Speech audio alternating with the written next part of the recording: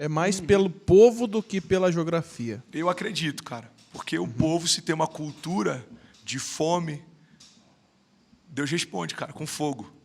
Clama a mim e responder-te-ei. E anunciar-te-ei coisas grandes e insondáveis que não sabes.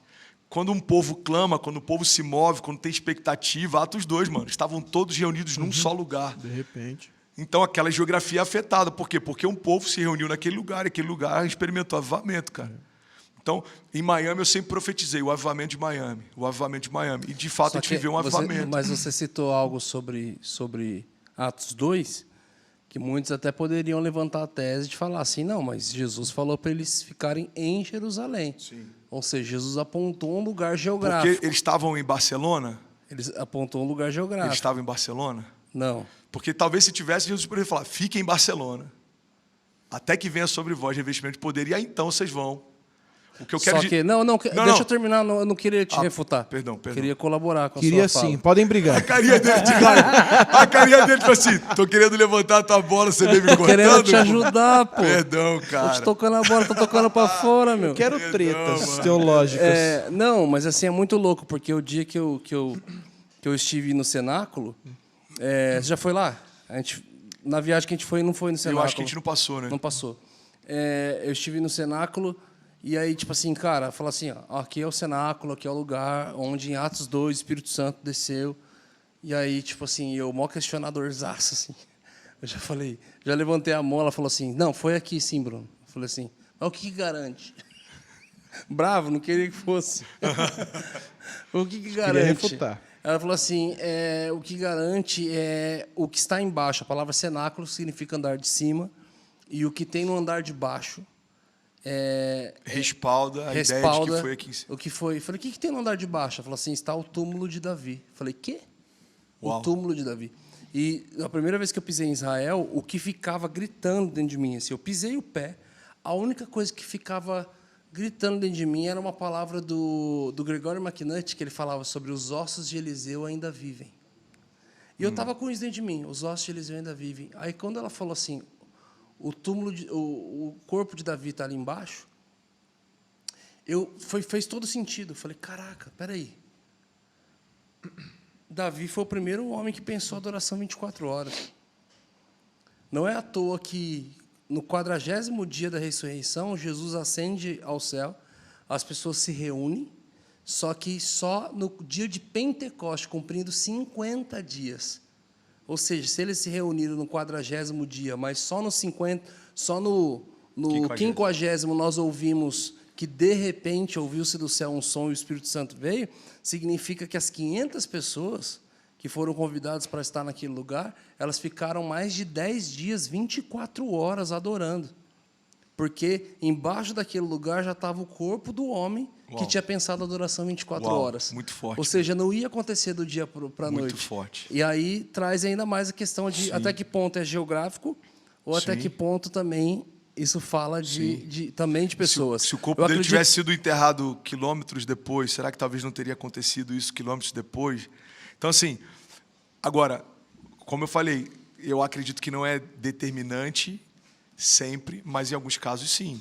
Tivemos as próprias promessas bíblicas a respeito do Messias e de tudo que vai acontecer, Apocalipse. Agora, Azusa, Toronto, será que tinha que ser lá? Ou um povo se reuniu com uma expectativa e uma fome específica e atraiu uma cultura do céu de uma forma específica e algo aconteceu? A tenda de Davi, enfim, a gente viu várias ondas de avivamento ao longo dos anos, cara. A gente viu os morávios se vendiam como escravo para poder pregar, libertar os cativos, cara. Missionários que se vendiam. Então, assim, naquela época, naquele tempo, tinha escravidão naquela ilha. E por isso os caras foram para aquele lugar, e por isso o avivamento aconteceu ali. Então, eu acredito, cara, que não se resume a uma geografia. Porque se a gente acredita que se resume a uma geografia, a gente precisa ficar sondando qual que é a geografia que Deus separou, e não o povo que Deus separou. Você torna a terra mais importante que o povo. Eu acho isso muito... É sobre filhos maduros que se manifestam. É isso. Então, se você vai se manifestar na área que você foi chamado, Deus vai estar cumprindo aquele lugar. É isso. Porém, a gente entende que do outro lado da força eles brigam por Darth Vader. eles brigam por região, né? Total. A fala do demoniado de Gadara, dos demônios que estavam dentro daquele jovem gadareno, era: não nos tire dessa região.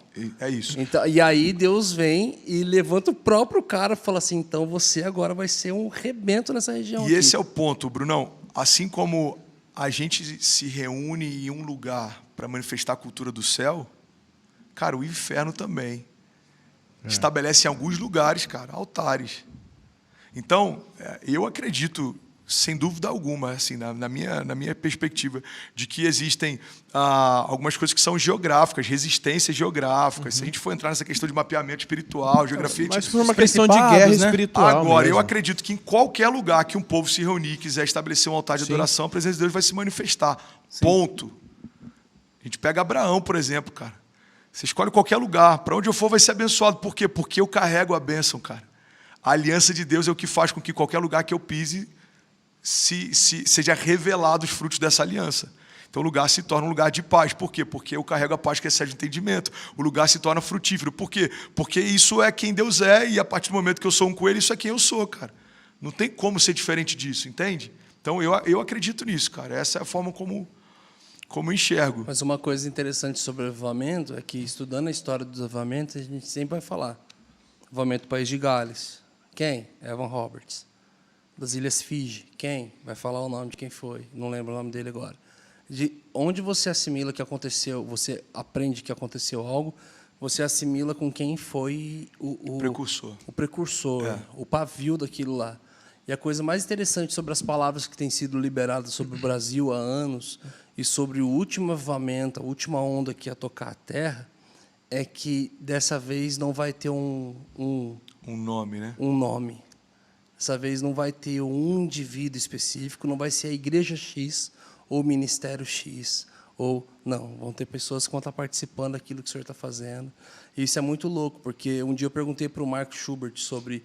Falei: Marco, por que todo avivamento ele parece que ele é um ajuntamento para um empoderamento, para então um envio? Só que depois parece que a gente chega numa última parte disso, da história dos avivamentos, que é o ceticismo. Você passa pela Europa, por todos os lugares que foram avivados, e hoje o que existe lá é uma geração cética. E falei assim: cara, por que isso acontece? Como que a gente faz para que isso não aconteça no Brasil? E tal, tal. Eu já tinha feito essa pergunta para muita gente, e ninguém soube me responder, a galera travava. O Marco foi o único cara que falou assim: cara, isso é fácil de responder. Eu falei: como? Daí ele falou: cara, isso tudo começa a acontecer, esse ambiente todo começa a nascer, quando na parte, porque eu falei assim, é um ajuntamento para um empoderamento e envio. Envio para onde? É o envio da igreja empoderada e avivada, que ela descobre que agora ela precisa se posicionar socialmente. Ela precisa fazer aquele ambiente espiritual tocar a sociedade. Então, ela não se conforma somente em ficar num ambiente sendo cheio da presença, mas se essa presença não se manifestar em atos de justiça. Então, em reforma social. Então, eles construíram escolas, hospitais, faculdades, eles tocaram a sociedade com valores e princípios do reino, mas, aos poucos, isso foi se perdendo. Eu falei assim: aonde que isso tudo erra? Ele falou assim: cara, você vai ver uma repetição na história também, quando as pessoas começam a brigar por patentes de uma coisa que foi o Senhor que fez. Muito forte. E não elas. Qual que é a sua parte? Tive fome e sede.